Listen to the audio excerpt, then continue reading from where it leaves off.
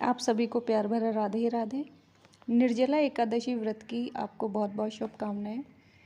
इसको भीमसेन एकादशी भी कहते हैं और पांडु एकादशी भी कहते हैं।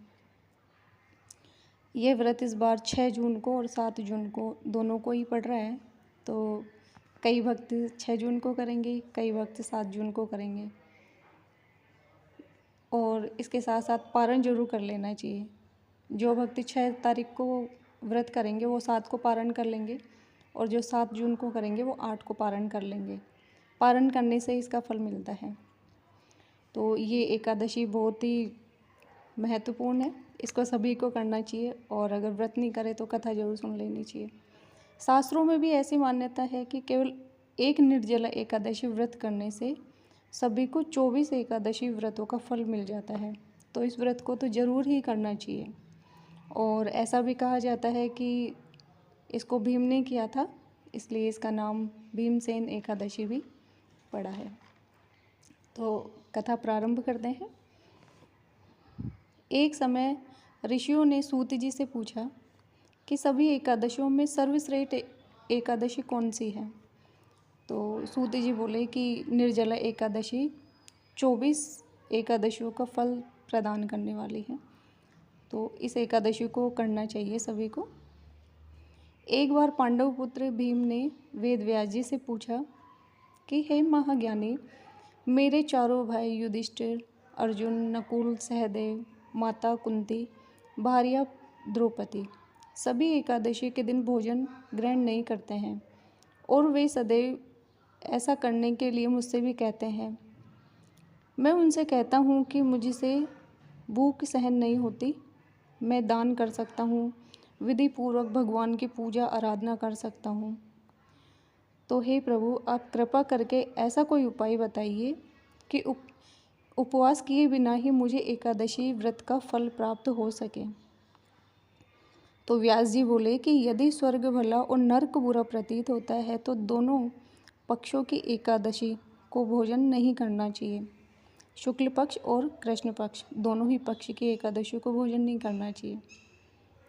तब भीम ने कहा कि यदि दिन में एक बार भोजन न मिले तो मुझसे नहीं रहा जाता। मैं उपवास कैसे करूँगा।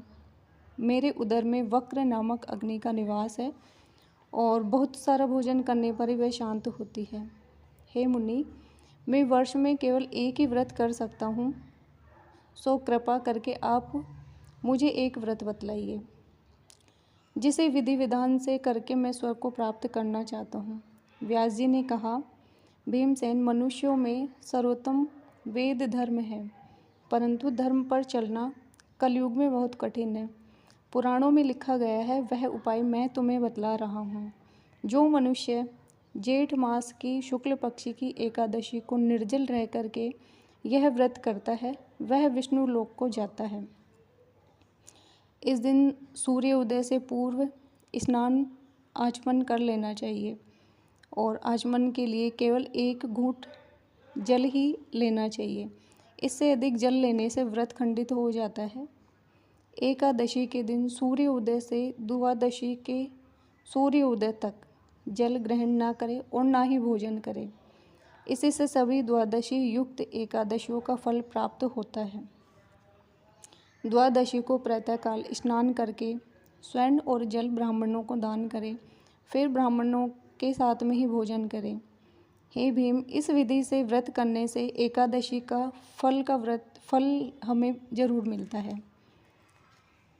हे भीमसेन, इस विधि से व्रत करने से जो फल मिलता है वह भी मैं तुम्हें बताता हूँ। मनुष्यों को धन धान्य की प्राप्ति होती है, उसके सभी पाप नष्ट हो जाते हैं। मैं सत्य कहता हूँ कि भीम, इस व्रत के करने से अंत समय में भयंकर काले पीले रंगों वाले यमदूत मनुष्य के पास नहीं आते, बल्कि पीताम्बरधारी हाथों में शंख चक्र लिए हुए मोहिनी मूर्ति भगवान विष्णु दूत अंत समय में विष्णु लोक को लेकर के जाते हैं। अतः जल रहित व्रत करना उचित है। फिर जल और गोदान करने से मनुष्य की सभी पापों से मुक्ति हो जाती है। तब से भीम ने यह व्रत प्रारंभ किया। इसलिए इसका नाम भीमसेन एकादशी भी पड़ा। हे राजन, इसी प्रकार तुम सब पापों को दूर करने के लिए उपवास करो और विष्णु भगवान की पूजा करो और उनसे प्रार्थना करो कि हे भगवान, मैं आज निर्जल व्रत करूँगा। हे देवेश, अनंत द्वादशी को भोजन करूँगा। यह कहकर सब पापों की निवृत्ति के लिए श्रद्धा से इंद्रियों को वश में करके ये व्रत करें। भगवान विष्णु की पूजा करनी चाहिए, आराधना करनी चाहिए, ब्राह्मणों को दान देना चाहिए, उनको भोजन कराना चाहिए, गायों की सेवा करनी चाहिए। इस तरह से व्रत करने से इसका फल अवश्य मिलता है और सभी पापों से मुक्ति मिल जाती है। साथ में हम स्वर्ग को जाते हैं। इसी के साथ में ये कथा हम समाप्त करते हैं। तो प्रेम से बोलिए राधे राधे।